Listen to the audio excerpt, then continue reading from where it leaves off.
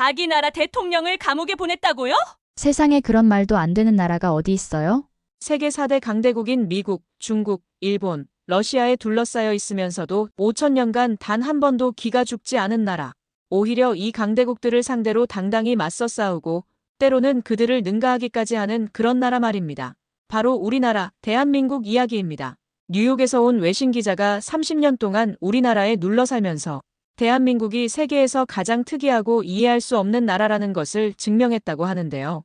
대통령을 감옥에 보내는 등 정상적인 나라에서는 절대 일어날 수 없는 일이라고 합니다. 특히 트럼프도 경악한 이유는 외신 기자가 마지막으로 털어놓은 이야기 때문입니다. 30년 동안 봐왔던 우리나라의 모습이 사실은 이 부분은 영상에서 자세히 들려드리도록 하겠습니다. 지금부터 미국 특파원이 직접 쓴 편지를 통해 그녀의 놀라운 이야기를 시작하도록 하겠습니다. 해당 사연은 해외 커뮤니티에 올라온 에밀리 씨의 실제 사연을 바탕으로 재구성된 스토리입니다. 그럼 오늘의 감동 스토리 시작합니다. 그 전에 잠깐 구독과 좋아요, 알림 설정은 무료. 꼭 부탁드릴게요. 저는 뉴욕타임즈 소속 경제 전문 기자 에밀리 콜린스입니다. 1990년 1월 매서운 겨울바람이 불던 날 처음 한국 땅을 밟았습니다. 당시만 해도 이곳에서 30년을 보내게 될 거라고는 상상도 못했죠. 저는 한국을 취재하러 온 수많은 서양 기자들 중 한 명에 불과했고 솔직히 말씀드리면 한국은 제게 그저 잠시 들르는 취재지 중 하나였습니다. 한국에 대해 아는 것이라고는 분단국가라는 사실과 88올림픽을 치렀다는 것뿐이었어요. 당시 뉴욕타임스의 편집장은 저에게 에밀리, 한국은 위험한 후진국이야. 한 달만 머물다 와라고 신신당부를 했습니다. 그도 그럴 것이 한국은 북한과 대치 중인 불안정한 나라로 인식되고 있었거든요. 하지만 첫 취재를 나갔던 날, 저는 제 눈을 의심할 수밖에 없었습니다. 서울 도심 한복판에서 수천 명의 시민들이 모여 구호를 외치고 있었거든요. 이게 민주주의 국가인가? 라는 의문이 들었죠. 미국에서는 한국을 군사 독재 국가로 알고 있었는데 시민들은 두려움 없이 거리로 나와 집회를 하고 있었습니다. 그날의 충격적인 광경은 지금도 생생합니다. 시민들은 평화롭게 행진했고 질서정연하게 움직였죠. 심지어 시위 도중에도 쓰레기 하나 버리지 않았습니다. 우리는 더 나은 미래를 원합니다라는 구호를 외치는 시민들의 눈빛에서 저는 강한 의지를 보았습니다. 그들의 행진을 지켜보면서 저는 처음으로 한국이란 나라에 대해 깊은 관심이 생겼습니다. 당시 제가 묵고 있던 호텔 주변에는 전경들이 즐비했습니다. 하지만 시민들은 두려움 없이 자신들의 목소리를 내고 있었죠. 에밀리 기자님, 우리는 독재에 저항하는 것이 아니라 더 나은 미래를 위해 행진하는 겁니다라고 한 대학생이 저에게 설명해 주었습니다. 그의 말은 사실이었어요. 한국은 제가 알던 그런 나라가 아니었습니다. 처음에는 단순한 취재였지만 매일 새로운 소식이 쏟아졌습니다. 노태우 정부의 출범으로 시작된 민주화의 바람은 거센 태풍이 되어 한국 사회를 휩쓸고 있었죠. 대통령 직선제 도입, 노동자들의 권리 신장, 그리고 급격한 경제 성장까지 한국은 마치 살아있는 역사교과서 같았습니다. 특히 인상 깊었던 것은 남대문 시장의 모습이었습니다. 매일 아침 취재를 나가면서 들르던 그곳에서 저는 한국의 진짜 모습을 보았죠. 시장 상인들은 새벽부터 밤늦게까지 열심히 일했고 서로를 가족처럼 아끼며 살았습니다. 아가씨, 아침도 못 먹었지? 이거라도 먹고 가요라며 따뜻한 어묵, 국물을 건네주시던 할머니의 정은 지금도 잊을 수 없습니다. 그러던 어느 날 제 상사로부터 귀국하라는 연락을 받았습니다. 하지만 저는 그날 밤 고민 끝에 귀국 비행기를 취소했죠. 이유가 궁금하시죠?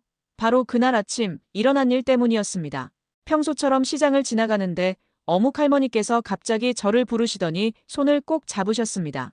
에밀리야, 내가 텔레비전에서 봤어. 내가 우리나라를 이해하려고 얼마나 노력하는지. 그동안 고마웠다. 근데 이제 그만 가야 한다니 섭섭하구나. 할머니의 눈에는 눈물이 고여 있었습니다. 그 순간 저는 깨달았습니다. 제가 한국을 취재하는 동안 한국은 이미 제 마음속 깊은 곳에 자리 잡고 있었다는 것을요. 지금 생각해보면 그때의 선택이 제 인생에서 가장 큰 전환점이었습니다. 왜냐하면 그 후로 저는 한국의 가장 극적인 변화들을 모두 목격하게 되었기 때문이죠. IMF 외환위기에서 기적적으로 회복하는 모습, 2002년 월드컵에서 보여준 대한민국 국민들의 하나 된 모습, 그리고 이제는 K-팝과 한류로 전 세계를 사로잡은 문화 강국이 되기까지의 과정을 모두 지켜보았습니다. 세계 언론들이 한국을 위기의 나라로 볼 때마다 저는 이곳에서 새로운 기적이 시작되는 것을 보았습니다. 정치적 혼란이 있어도 국민들은 단합했고 경제 위기가 닥쳐도 오히려 더 강해졌죠. 30년이 지난 지금 저는 자신 있게 말할 수 있습니다. 한국은 세계에서 가장 역동적이고 가장 흥미진진한 나라라고요. 지금부터 제가 이곳에서 직접 보고 겪은 한국의 놀라운 이야기를 들려드리려고 합니다. 여러분은 아마 제가 경험한 한국의 모습에 놀라실 겁니다. 그리고 그 속에서 우리가 미처 보지 못했던 대한민국의 진정한 저력을 발견하게 될 것입니다. 한국에 처음 발을 디뎠을 때만 해도 저는 이 나라를 전혀 이해할 수 없었습니다. 세계 강대국인 미국, 중국, 일본, 러시아 사이에서 결코 주눅들지 않는 한국의 모습은 매우 독특했죠. 하지만 그때는 몰랐습니다. 제가 목격하게 될 한국의 놀라운 변화들을요. 1991년 여름, 저는 한 중소기업을 취재하러 갔습니다. 그곳에서 만난 김철수 사장님의 이야기는 지금도 잊을 수 없습니다. 우리 회사는 10년 안에 세계 시장을 제패할 겁니다. 당시 저는 그의 말을 과대망상으로 여겼죠. 그의 회사는 직원이 20명도 채 안 되는 작은 회사였으니까요. 하지만 김 사장님은 매일 밤늦게까지 불을 밝히며 직원들과 함께 연구개발에 매진했습니다. 에밀리 씨, 우리에겐 시간이 없습니다. 지금 치열하게 노력하지 않으면 글로벌 시장에서 살아남을 수 없어요. 그의 말에는 절박함이 묻어났죠. 놀라운 것은 이런 태도가 김 사장님만의 것이 아니었다는 점입니다. 제가 취재했던 대부분의 한국 기업들이 비슷한 열정을 보여줬습니다. 당시 저는 이런 모습이 단순한 무모함이라 생각했죠. 이렇게 작은 나라가 세계 시장에서 성공할 수 있을까? 의심이 들었습니다. 1995년 제 생각이 완전히 틀렸다는 것을 깨달았습니다. 김 사장님의 회사는 반도체 부품 시장에서 세계 점유율 3위로 성장해 있었고 직원 수는 2,000명이 넘었죠. 에밀리 씨, 기억하세요? 우리가 세계를 제패하겠다고 했던 걸요. 김 사장님은 환하게 웃으며 말했습니다. 이것은 시작에 불과했습니다. 삼성전자는 일본의 손위를 제치고 세계 가전시장을 장악했고 현대자동차는 미국 시장에서 도요타와 경쟁하기 시작했죠. 저는 매일같이 놀라운 뉴스를 본사에 전하고 있었습니다. 한국 기업들이 세계 시장을 흔들고 있다라고요. 하지만 1997년 한국 경제는 큰 위기를 맞이했습니다. IMF 외환 위기였죠. 많은 서구 언론들은 한국 경제가 무너질 것이라 예측했습니다. 저 역시 두려웠습니다. 그동안 지켜봐온 한국 기업들의 성장이 한순간에 무너질 수도 있다는 생각에 마음이 아팠죠. 그러나 또다시 한국은 세계를 놀라게 했습니다. 국민들은 자발적으로 금 모으기 운동에 동참했고 기업들은 구조조정을 통해 체질을 개선했습니다. 우리는 반드시 이겨낼 것입니다. 김 사장님은 직원들의 월급을 반으로 줄이는 대신 단 한 명도 해고하지 않았죠. 당시 외신 기자들은 한국의 이런 모습을 이해하지 못했습니다. 왜 국민들이 자신의 금을 국가에 내놓는 거지? 어떻게 직원들은 월급이 줄어도 항의하지 않는 거지? 그들은 의아해했죠. 하지만 저는 알고 있었습니다. 이것이 바로 한국의 저력이라는 것을요. IMF 위기를 겪으며 저는 한국인들의 또 다른 면을 발견했습니다. 그들은 위기 앞에서 놀라운 단결력을 보여줬습니다. 절약 정신으로 무장한 시민들, 국산품 애용을 외치는 언론들, 그리고 수출 증대를 위해 밤낮 없이 뛰는 기업인들까지 모두가 한마음이 되어 위기 극복에 나섰죠. 2000년 한국은 IMF 차입금을 조기 상환했습니다. 세계 금융가들은 놀라움을 금치 못했죠. 한국이 해냈다. 김 사장님은 그날 저를 찾아와 환하게 웃으며 말했습니다. 보셨죠? 우리나라가 어떻게 위기를 기회로 바꾸는지. 그의 말에는 자부심이 가득했습니다. 지금 생각해보면 그때의 경험이 저에게 큰 깨달음을 주었습니다. 한국은 단순히 운이 좋아서 성공한 것이 아니었습니다. 끊임없는 도전 정신, 위기 속에서 빛나는 단결력, 그리고 불가능을 가능으로 만드는 집념. 이것이 바로 한국의 진정한 힘이었죠. 그리고 이러한 저력은 경제 분야에만 국한되지 않았습니다. 문화, 스포츠, 과학기술 등 모든 분야에서 한국은 세계를 놀라게 하는 성과를 이뤄냈죠. 불가능해 보이는 목표도 한국인들에게는 그저 도전의 대상일 뿐이었습니다. 1990년대 후반, 한국에서는 놀라운 현상이 일어나고 있었습니다. 제가 처음 목격한 것은 아파트 단지 앞에서 일어난 작은 사건이었죠. 새벽 4시 수백 명의 사람들이 줄을 서 있었습니다. 처음에는 무슨 일이 일어난 줄 알고 취재를 나갔는데 알고 보니 영어 학원 등록을 위해 기다리는 학부모들이었더군요. 왜 이렇게 이른 시간부터 기다리시나요? 제가 물었더니 한 어머니가 대답하셨습니다. 좋은 선생님한테 배워야 우리 애가 살아남을 수 있잖아요. 그 말에는 한국 교육열의 진면목이 담겨 있었죠. 하지만 당시 저는 이해할 수 없었습니다. 교육을 위해 이토록 극단적인 노력을 하는 이유를요. 그러던 어느 날 저는 80이 넘은 한 할아버지를 만났습니다. 김영호 할아버지는 매일 아침 도서관에서 영어 공부를 하고 계셨죠. 제가 어렸을 땐 공부할 기회가 없었어요. 해방 직후엔 글을 읽을 줄 아는 사람이 드물었거든. 할아버지의 말씀에 저는 깊은 충격을 받았습니다. 실제로 1945년 해방 당시 한국의 문맹률은 78%에 달했다고 합니다. 하지만 놀랍게도 지금은 문맹률이 1%도 되지 않는 교육 강국이 되었죠. 이것은 인류 역사상 가장 빠른 문맹 퇴치 사례였습니다. 김영호 할아버지는 말씀하셨습니다. 우리 세대는 배우지 못해 힘들었지만 다음 세대만큼은 공부할 기회를 줘야 한다고 생각했어요. 한국의 교육열은 단순한 입시 경쟁이 아니었습니다. 그 속에는 더 나은 미래를 향한 간절한 염원이 담겨 있었죠. 우리 아이들은 우리보다 더 나은 삶을 살아야 해요. 이런 부모들의 마음이 모여 교육에 대한 투자로 이어졌고 결국 한국은 노벨상 수상자를 배출하는 나라가 되었습니다. 특히 인상 깊었던 것은 한글의 과학성이었습니다. 1998년 저는 한글날 특집 기사를 준비하면서 세종대왕의 한글 창제 과정을 취재했죠. 전문가들은 한글이 세계에서 가장 과학적인 문자라고 입을 모았습니다. 에밀리 씨, 한글은 배우기 쉽고 논리적이에요. 이것이 우리가 빠르게 문맹을 퇴치할 수 있었던 비결입니다. 하지만 한국의 교육은 빛과 그림자가 공존했습니다. 2000년 저는 충격적인 광경을 목격했죠. 밤 11시가 넘었는데도 고등학교 교실에는 불이 환하게 켜져 있었습니다. 자율학습이요. 대학 입시를 위해 이렇게라도 공부해야 해요. 한 학생의 말에 저는 마음이 무거웠습니다. 그럼에도 불구하고 한국의 교육 시스템은 끊임없이 진화했습니다. 2010년대에 들어서면서 창의성과 인성 교육이 강조되기 시작했고 학생들의 행복을 고려한 교육 정책들이 도입되었죠. 이제는 단순 암기가 아닌 생각하는 교육이 필요합니다. 한 교육 전문가의 말처럼 한국의 교육은 새로운 변화를 맞이하고 있었습니다. 더욱 놀라웠던 것은 한국인들의 평생 교육에 대한 열정이었습니다. 김영호 할아버지처럼 나이에 상관없이 배움을 이어가는 사람들이 늘어났죠. 지하철에서는 퇴근길에 영어 단어장을 들여다보는 직장인들을 쉽게 볼 수 있었고 주말이면 도서관은 공부하는 사람들로 가득했습니다. 2015년 저는 다시 김영호 할아버지를 찾아갔습니다. 이제 90이 다 되어가는 연세였지만 할아버지는 여전히 도서관에서 공부하고 계셨죠. 이제는 컴퓨터도 배우고 있어요. 세상이 너무 빨리 변하니까 우리도 계속 배워야죠. 할아버지의 말씀에서 저는 한국 교육의 진정한 가치를 발견했습니다. 교육은 한국인들에게 단순한 지식 습득이 아닌 더 나은 미래를 위한 희망이었습니다.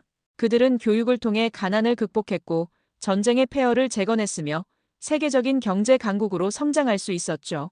배움에는 끝이 없다라는 말처럼 한국인들은 끊임없는 자기 개발을 통해 더 나은 미래를 만들어가고 있었습니다. 이제 저는 이해합니다. 왜 그토록 많은 부모들이 자녀 교육을 위해 새벽부터 줄을 서는지, 왜 한국인들이 평생 공부를 멈추지 않는지를요. 그것은 바로 더 나은 미래에 대한 흔들리지 않는 믿음 때문이었습니다. 제가 한국에서 발견한 가장 특별한 점은 정치적 위기조차 성장의 발판으로 삼는 저력이었습니다. 그 대표적인 사례가 1997년 IMF 외환위기 당시의 금 모으기 운동이었죠. 처음 이 소식을 접했을 때 저는 도저히 믿을 수 없었습니다. 국민들이 자발적으로 금을 내놓는다니 말이 되는 소리였을까요? 하지만 그것은 사실이었습니다. 1998년 1월 서울 종로의 한 금은방 앞에서 저는 충격적인 광경을 목격했죠. 새벽부터 수백 명의 시민들이 줄을 서서 자신들의 금을 기부하고 있었습니다. 이건 제가 결혼할 때 받은 예물이에요. 하지만 지금 우리나라를 위해 써주세요. 한 중년 여성이 눈물을 글썽이며 말씀하셨습니다.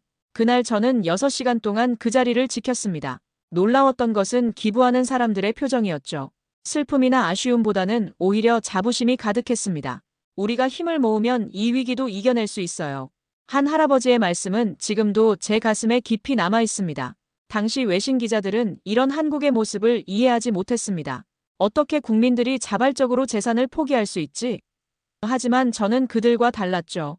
이미 10년 가까이 한국에서 살면서 이 나라 사람들의 공동체 정신을 직접 보아왔기 때문입니다. 특히 인상 깊었던 것은 박미영 씨의 이야기였습니다. 그녀는 시장에서 채소를 파는 상인이었는데 20년간 모아온 금반지를 모두 기부했죠.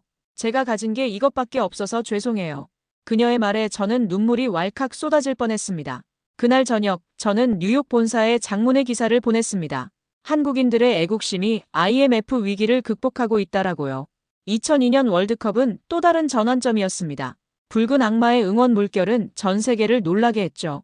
수십만 명의 시민들이 거리로 쏟아져 나와 한마음으로 응원했습니다. 대한민국. 하나된 함성은 서울 광장을 넘어 전국으로 퍼져나갔습니다. 그런데 더 놀라웠던 것은 경기가 끝난 후의 모습이었습니다.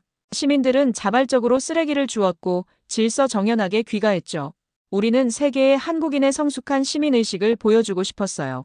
한 대학생의 말처럼 그들은 축구 이상의 것을 보여주고 있었습니다. 2008년 광우병 촛불 집회도 잊을 수 없는 순간입니다. 수십만 명의 시민들이 촛불을 들고 평화로운 시위를 이어갔죠. 외신들은 이례적인 평화 시위를 보도했고 저는 다시 한번 한국 민주주의의 성숙함을 목격했습니다. 우리는 폭력이 아닌 대화로 문제를 해결하고 싶습니다. 시민들의 외침은 전 세계에 울려 퍼졌습니다. 2020년 코로나19 사태는 한국의 저력을 다시 한번 증명하는 계기가 되었습니다. 시민들은 자발적으로 마스크를 착용했고 사회적 거리두기에 적극 동참했죠. 우리 모두의 안전을 위해서라면 이 정도 불편쯤이야. 이런 시민의식 덕분에 한국은 세계에서 가장 모범적인 방역 국가로 주목받았습니다. 제가 특히 감동받은 것은 의료진을 위한 시민들의 자발적인 응원이었습니다. 피자가게 주인은 병원에 무료로 피자를 배달했고 꽃집 주인은 의료진들에게 꽃다발을 선물했죠. 그분들이 고생하시는데 우리가 이 정도도 못할까요?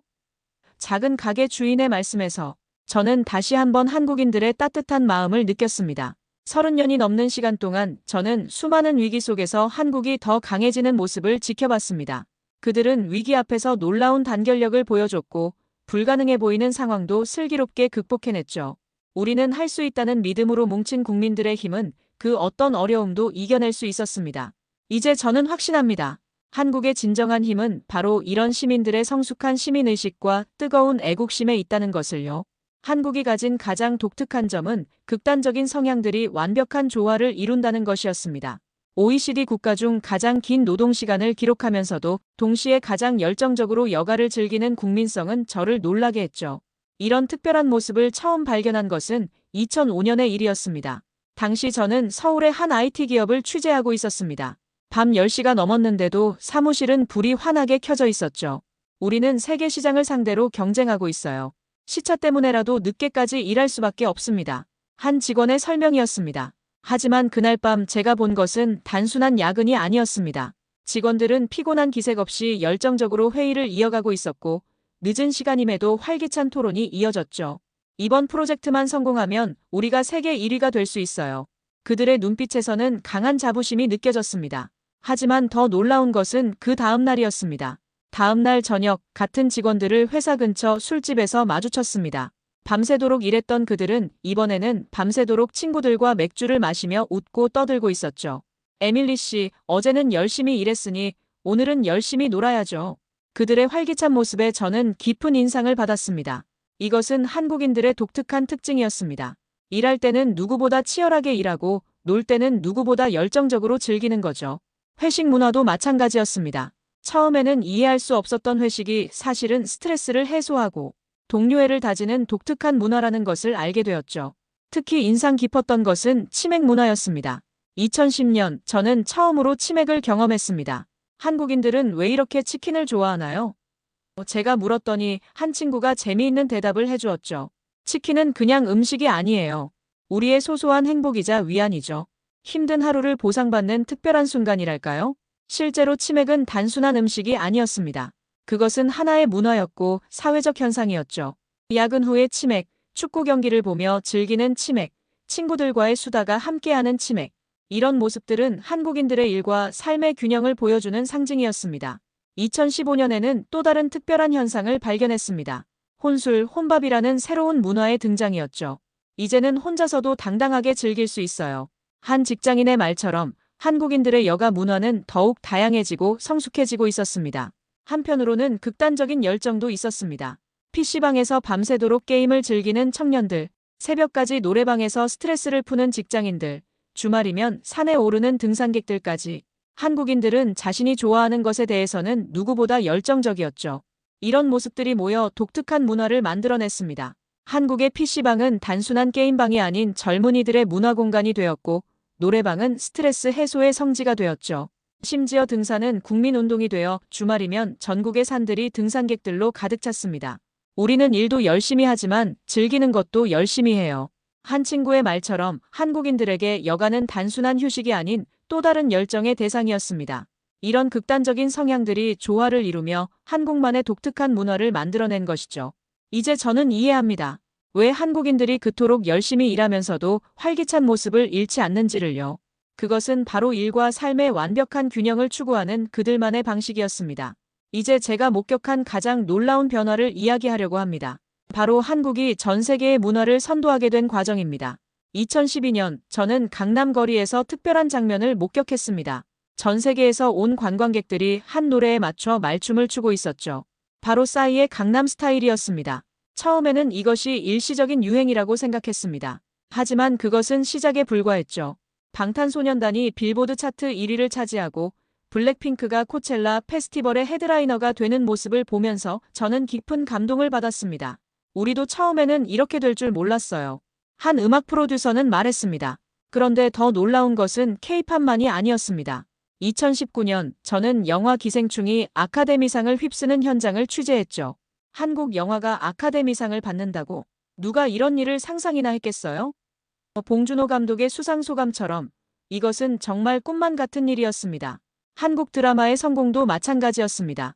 2021년 전 세계가 오징어 게임의 열풍에 빠졌죠. 뉴욕의 한 초등학교에서는 아이들이 쉬는 시간에 무궁화꽃이 피었습니다. 게임을 하고 있었습니다. 우리 반 아이들이 한국어를 배우고 싶다고 해요. 한 선생님의 말씀처럼 한국 문화는 이제 세계인의 일상이 되어 있었죠. 특히 인상 깊었던 것은 이런 성공이 단순한 우연이 아니었다는 점입니다. 저는 한 엔터테인먼트 회사의 연습생 시스템을 취재한 적이 있었는데 그들의 노력은 실로 놀라웠습니다. 우리는 10년 전부터 세계 시장을 목표로 준비해왔어요. 언어, 춤, 노래, 매너까지 모든 것을 완벽하게 준비했죠. 한국의 문화산업은 마치 정밀한 시계처럼 움직였습니다. 철저한 준비와 교육, 끊임없는 혁신, 그리고 세계 시장을 향한 도전 정신. 이것들이 모여 지금의 K컬처를 만들어낸 것이죠. 우리는 문화 수출국이 되겠다는 목표를 가지고 있었어요. 한 문화체육관광부 관계자의 말처럼 이것은 국가적 차원의 비전이었습니다. 2023년 저는 뉴욕의 한 고등학교를 방문했습니다. 놀랍게도 한국어 수업이 개설되어 있었고 방과 후에는 K-팝 댄스 동아리가 활동하고 있었죠. 저는 K-드라마를 보면서 한국어를 독학했어요. 이제는 한국에 가서 공부하는 게 꿈이에요. 한 학생의 말에서 저는 한국 문화의 영향력을 실감했습니다. 이런 변화는 단순히 문화산업에만 국한되지 않았습니다. 한국의 음식, 패션, 화장품, 심지어 한국식 카페 문화까지 전 세계로 퍼져나갔죠. 이제는 뉴욕에서도 떡볶이를 먹고 한국 화장품을 구매하는 게 일상이 되었어요. 뉴욕의 한 트렌드 분석가는 말했습니다. 더욱 놀라운 것은 한국 문화가 단순한 유행을 넘어 하나의 라이프 스타일로 자리 잡았다는 점입니다. 세계 각국의 젊은이들이 한국식 피부 관리법을 따라하고 한국식 인테리어를 모방하고 한국 음식을 직접 만들어 먹기 시작했죠. K컬처는 이제 전 세계인의 삶의 일부가 되었어요. 이런 성공의 이면에는 한국인들의 끊임없는 혁신과 도전이 있었습니다. 그들은 결코 현재에 안주하지 않았고 늘 새로운 것을 추구했죠. 우리는 아직도 배가 고파요. 더 높은 곳을 향해 도전하고 싶습니다. 한 연예기획사 대표의 말처럼 한국의 문화는 여전히 진화하고 있었습니다.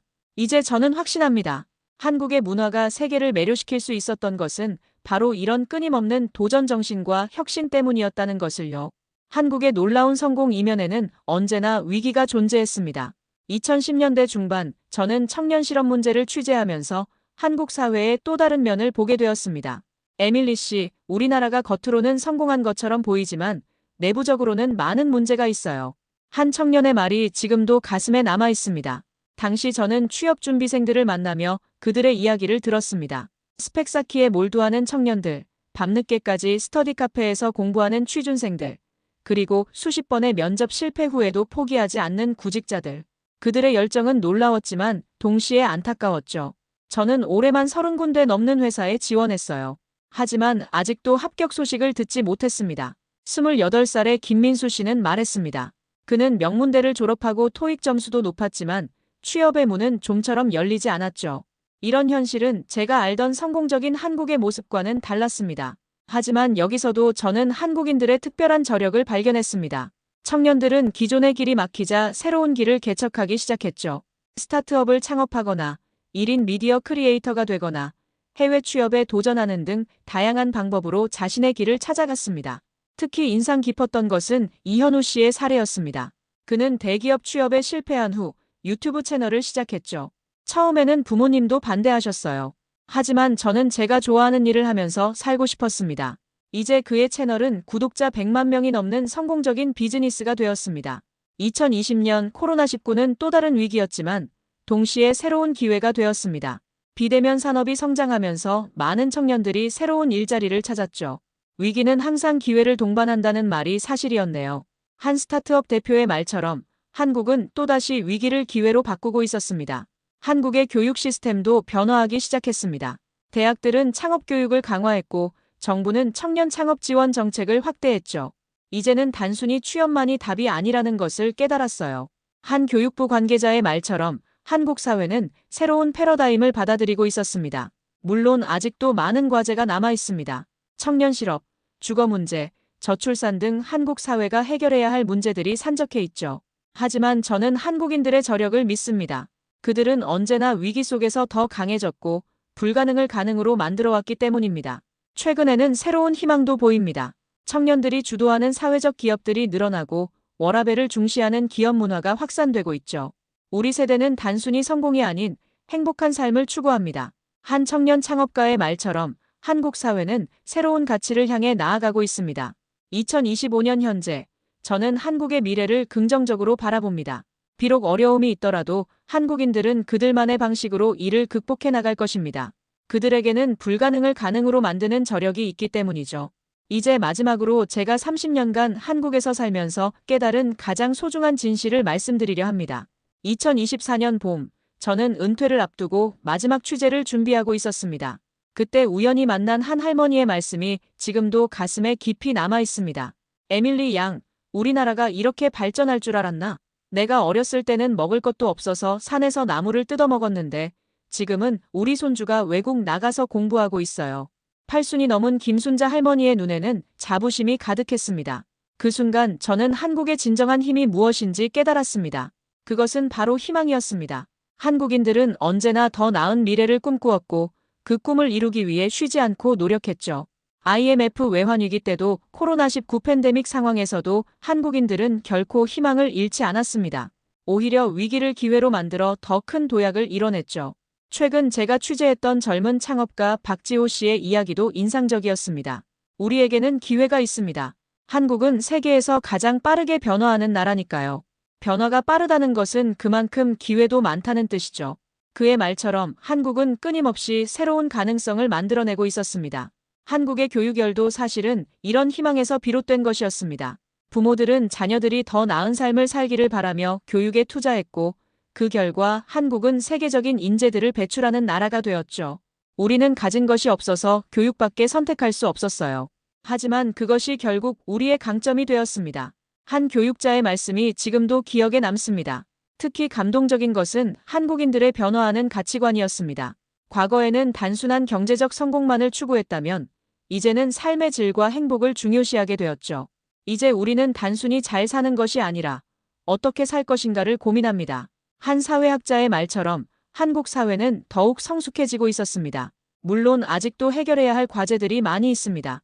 저출산 문제, 고령화 사회, 청년 실업 등 쉽지 않은 도전들이 기다리고 있죠.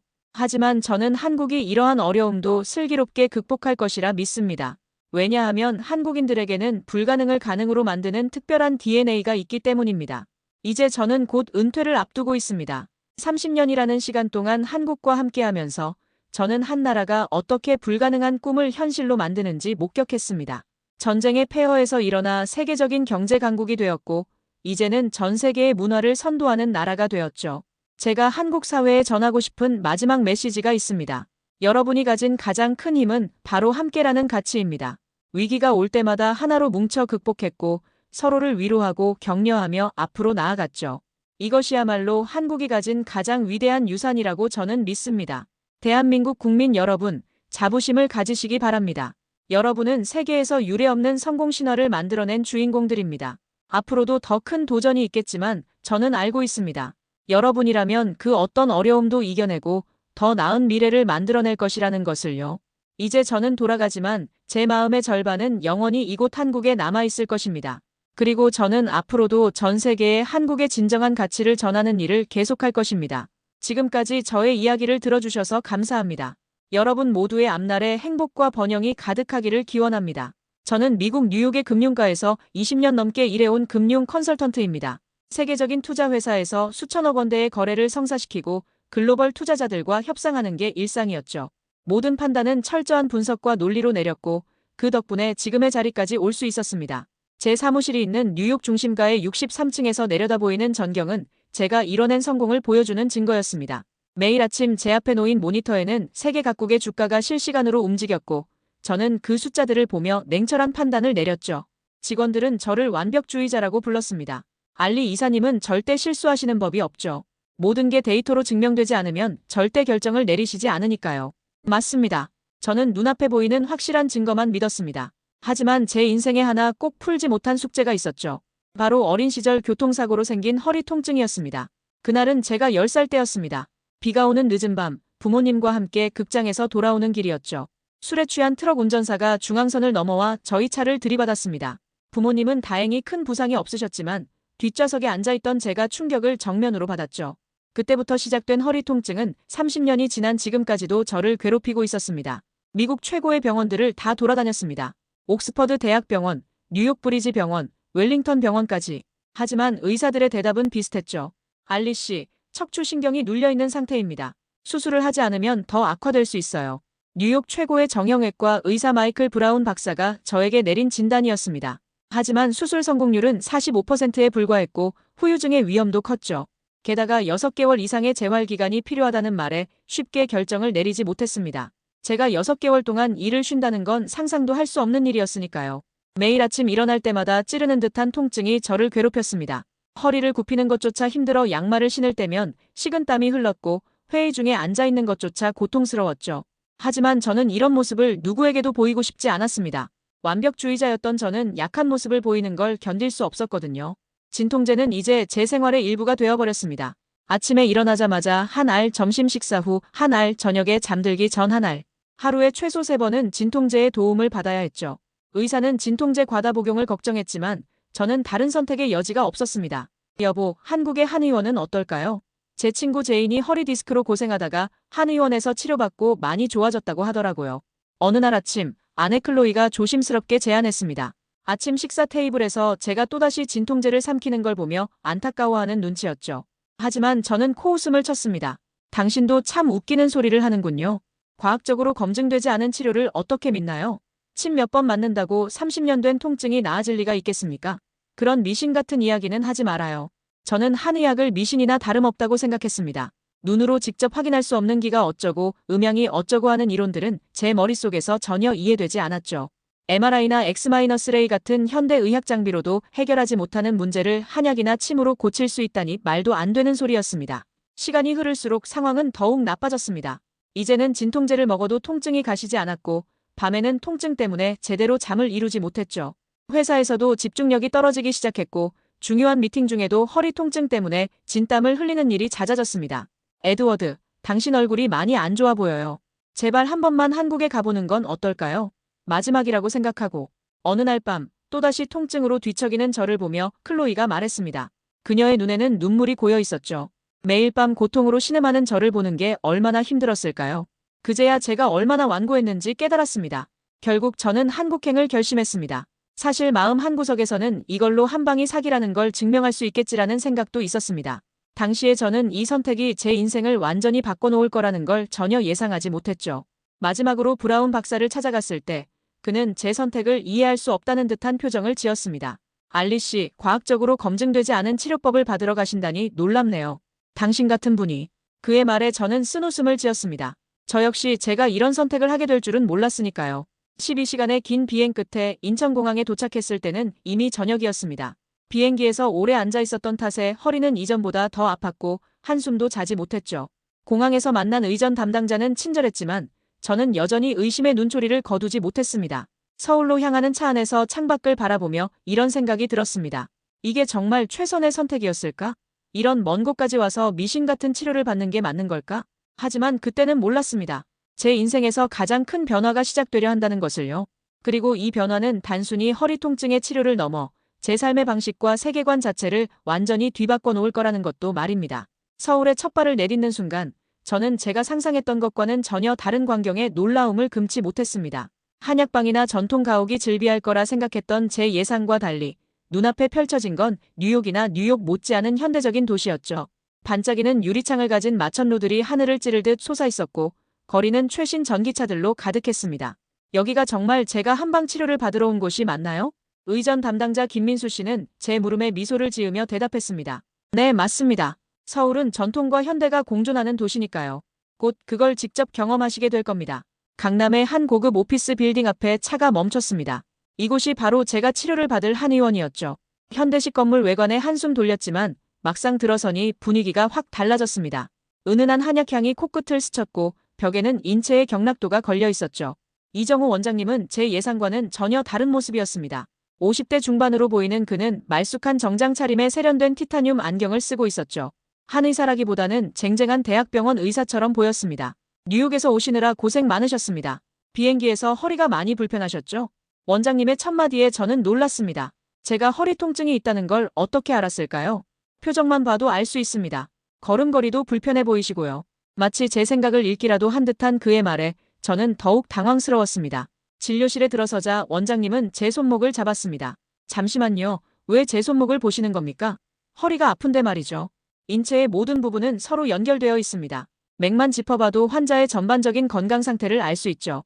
그의 설명에 저는 믿기지 않았습니다. 하지만 다음 순간 그가 말한 내용에 저는 입을 다물 수밖에 없었죠. 어린 시절 교통사고로 다치셨군요. 오른쪽 허리와 왼쪽 어깨도 불편하시죠? 소화도 잘 안 되고 특히 찬 음식을 드시면 더 힘드실 겁니다.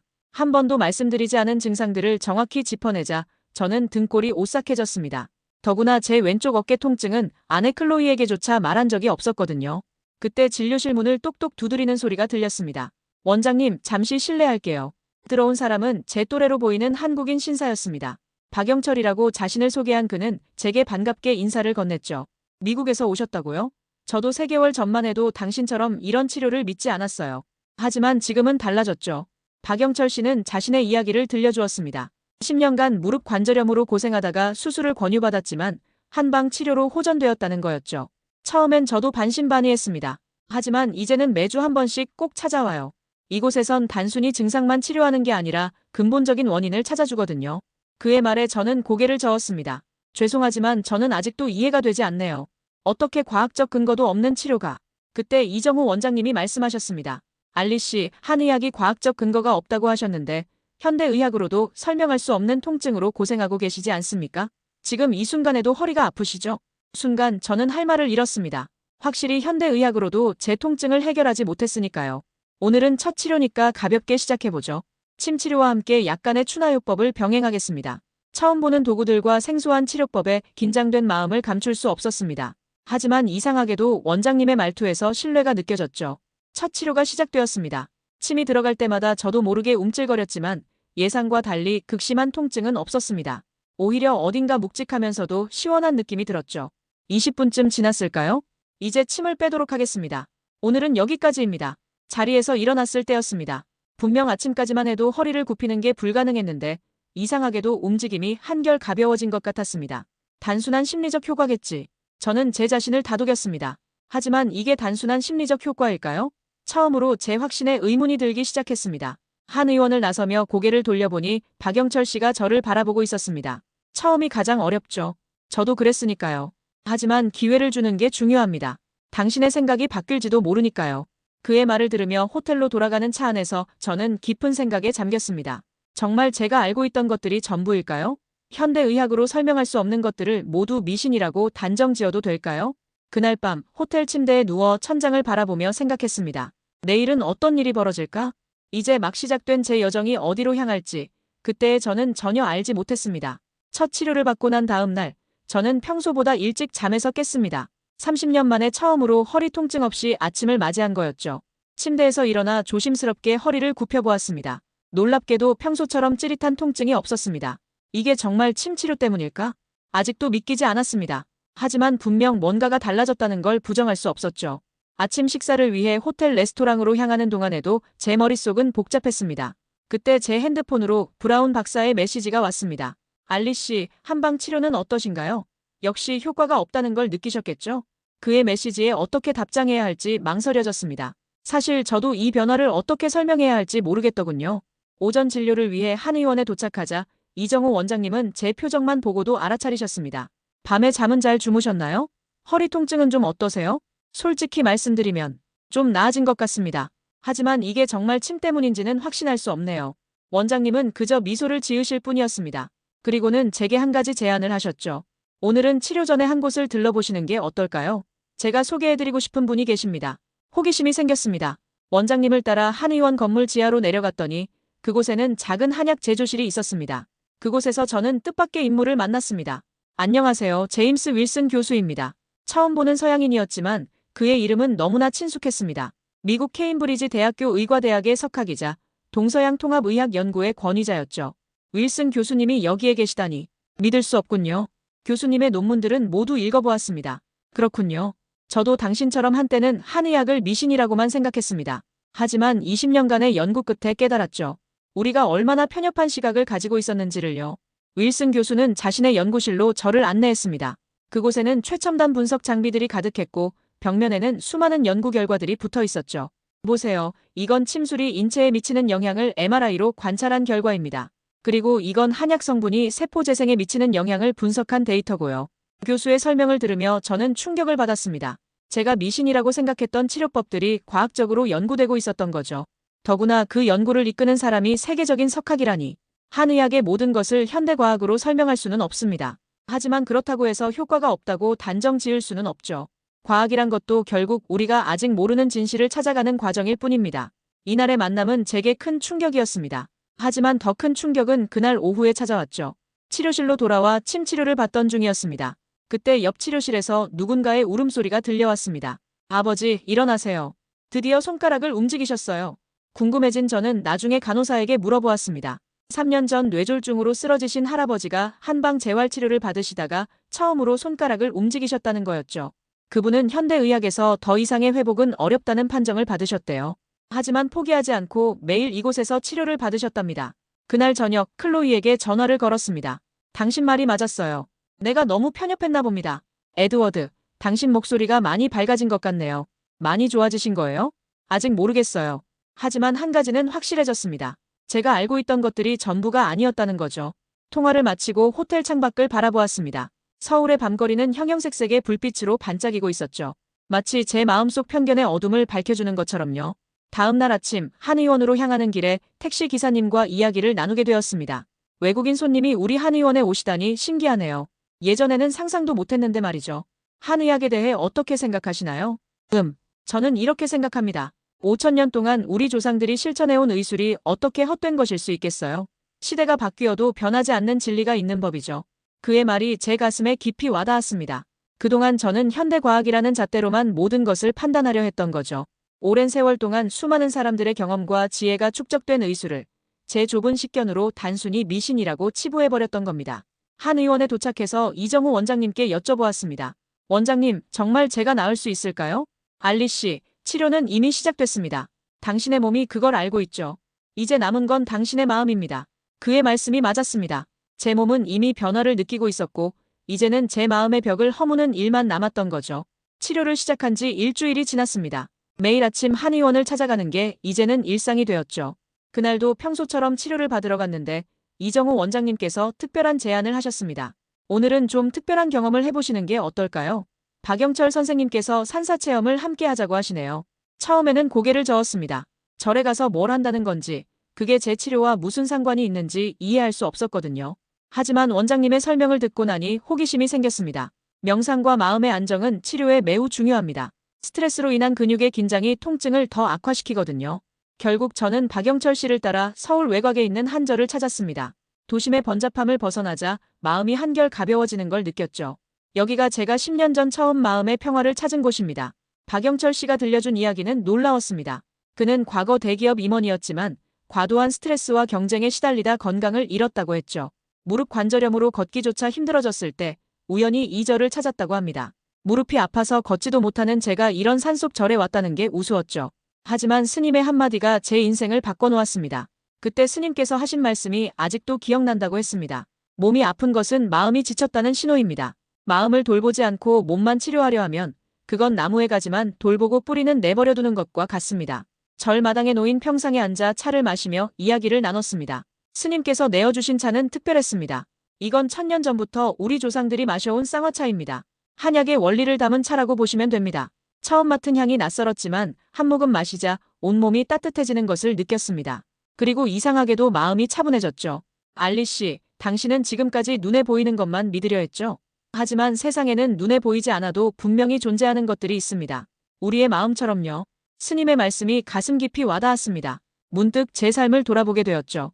성공만을 쫓으며 살아온 지난 날들, 아내 클로이의 걱정 어린 눈빛을 외면했던 순간들, 그리고 제 고집으로 인해 놓쳐버린 수많은 가능성들. 스님, 제가 너무 교만했던 것 같습니다. 깨달음이란 게 꼭 거창한 것이 아닙니다. 자신의 부족함을 인정하는 것, 그것이 바로 시작입니다. 그날 오후, 절의 뒤편 약초 밭을 거닐었습니다. 박영철 씨는 하나하나 약초의 이름과 효능을 설명해 주었죠. 이건 당귀입니다. 1000년 전부터 우리 조상들이 귀한 약재로 여겼죠. 저기 보이는 건 천궁이고요. 이런 약초들이 모여 한약이 되는 겁니다. 불과 2주 전까지만 해도 저는 이런 것들을 미신이라 치부했습니다. 하지만 이제는 달랐죠. 수천 년을 이어온 지혜가 이 작은 약초들 속에 담겨 있다는 걸 이해하게 되었습니다. 저녁 무렵, 절을 내려오는 길에 우연히 한 할머니를 만났습니다. 지팡이에 의지한 채 힘겹게 걸어가고 계셨죠. 할머니, 절까지 가시기엔 너무 힘드실 것 같은데요. 박영철 씨가 걱정스러운 듯 여쭤보자 할머니께서 환하게 웃으시며 대답하셨습니다. 괜찮아요. 30년째 매달 한 번씩 올라오는 길이에요. 처음엔 다리가 아파서 힘들었지만 이제는 이 길을 오르는 게 제 삶의 낙이 되었지요. 오늘은 며느리가 아파서 대신 약초를 캐러 왔답니다. 할머니의 모습에서 저는 무언가 깊은 것을 느꼈습니다. 저도 모르게 할머니를 부축해드리며 함께 걸었죠. 걸음은 느렸지만 할머니의 표정에서는 기쁨이 묻어났습니다. 젊은 양반이 이렇게 친절하시네요. 복 받으실 거예요. 그 말씀에 제 마음이 따뜻해졌습니다. 뉴욕에서라면 상상도 못했을 일이었죠. 서울로 돌아오는 차 안에서 박영철 씨가 말했습니다. 오늘 많이 달라지신 것 같네요. 처음 뵈었을 때는 굳게 닫혀있던 문이 조금씩 열리는 것 같아요. 네, 맞습니다. 제가 얼마나 좁은 시야로 세상을 바라보고 있었는지 깨달았습니다. 그날 밤 호텔방에서 클로이에게 전화를 걸었습니다. 여보, 당신이 절 이곳으로 보내준 게 정말 감사해요. 제가 많이 변하고 있는 것 같아요. 에드워드, 당신 목소리가 정말 달라졌어요. 마음의 평화를 찾은 것 같네요. 그날 밤 저는 오랜만에 깊은 잠에 빠져들었습니다. 꿈속에서 절의 풍경과 할머니의 미소, 그리고 따뜻한 쌍화차의 향이 어우러졌죠. 이제야 제가 진정한 치료의 길 위에 있다는 걸 느낄 수 있었습니다. 치료를 시작한 지 2주가 지났을 무렵 놀라운 변화를 경험하게 되었습니다.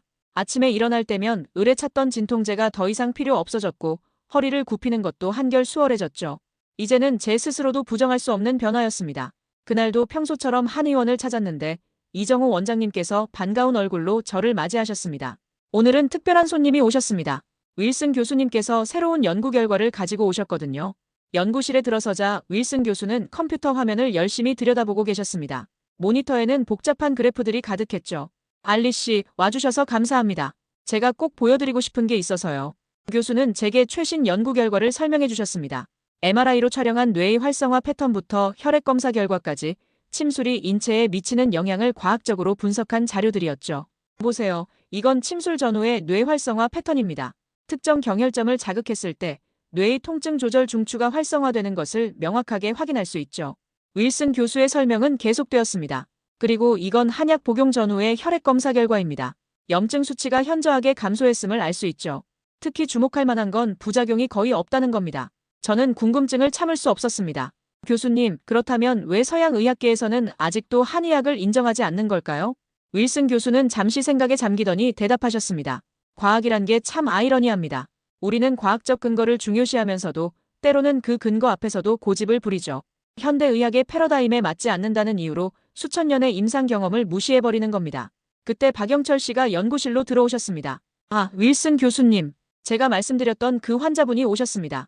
잠시 후 휠체어를 탄 한 청년이 들어왔습니다. 교통사고로 하반신 마비 판정을 받았다가 한방 재활치료로 걷게 되었다는 분이었죠.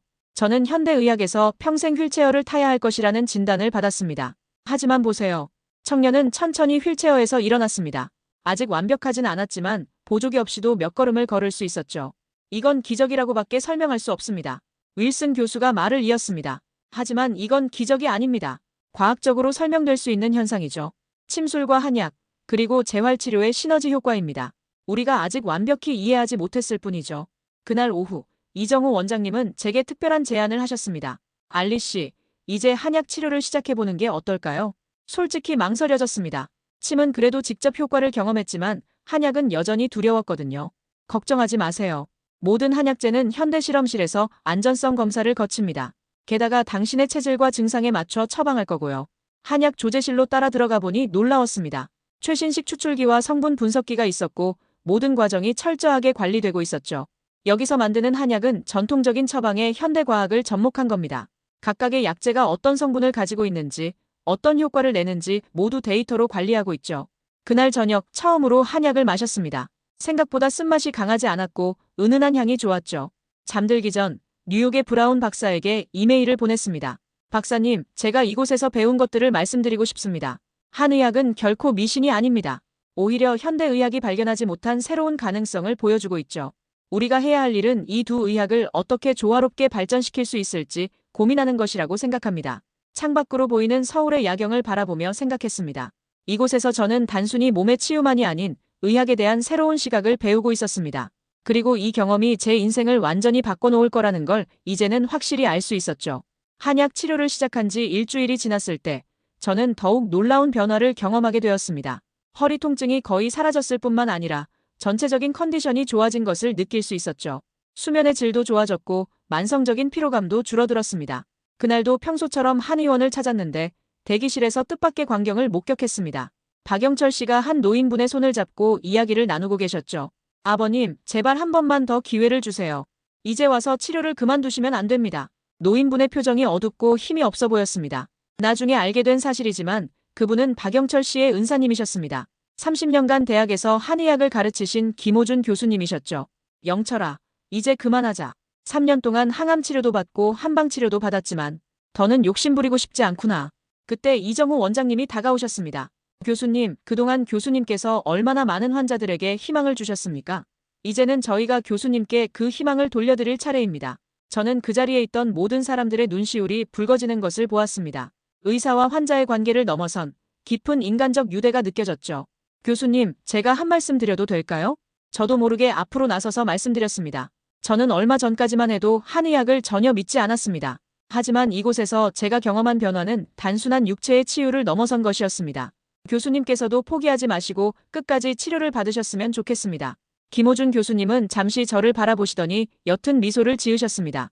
자네는 외국인인데도 이렇게 진심 어린 말을 해주는군. 그래, 한 번 더 해보지. 그 후 교수님의 치료는 계속되었고 놀랍게도 상태가 조금씩 호전되기 시작했습니다. 항암 치료의 부작용으로 잃었던 식욕이 돌아오고 체력도 조금씩 회복되었죠.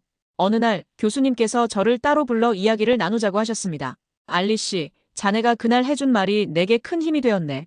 사실 나는 한의학을 연구하고 가르치면서도 정작 내 자신의 치료에는 반신반의했었거든.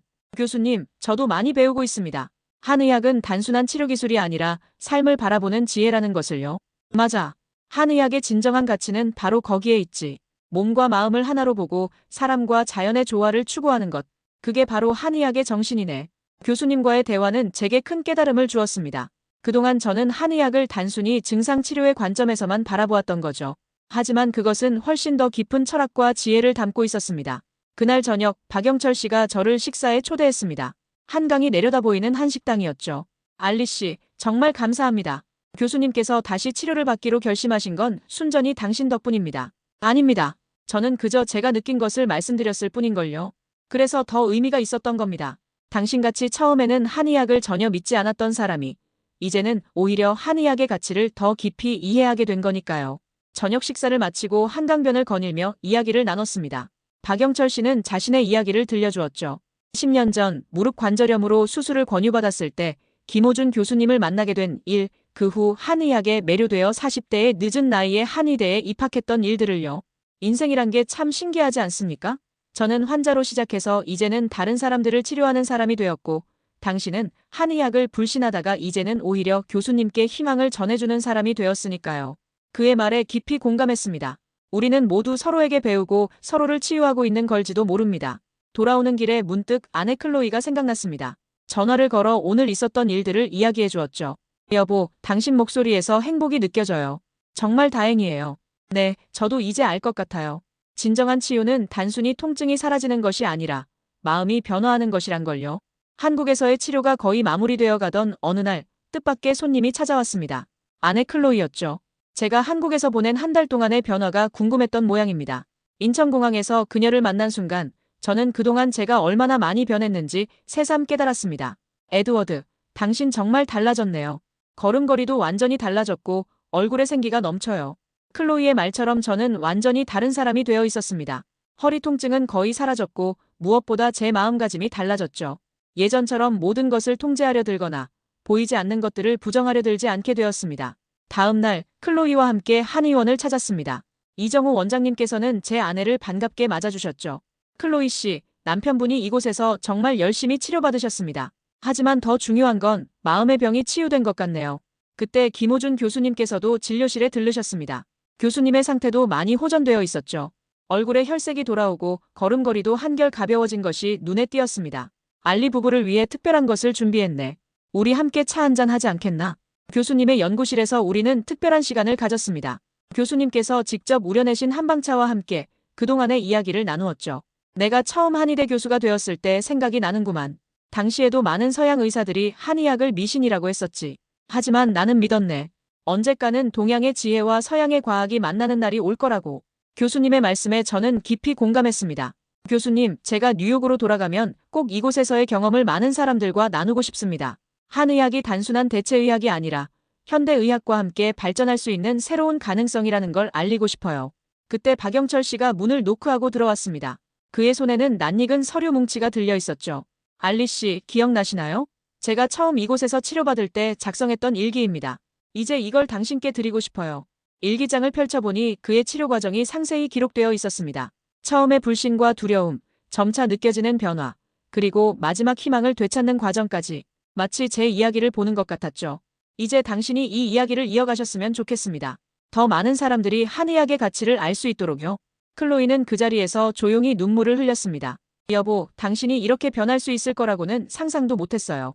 이제야 진정한 당신을 만난 것 같아요. 그날 저녁, 우리는 모두 함께 한강변 식당에서 마지막 식사를 했습니다.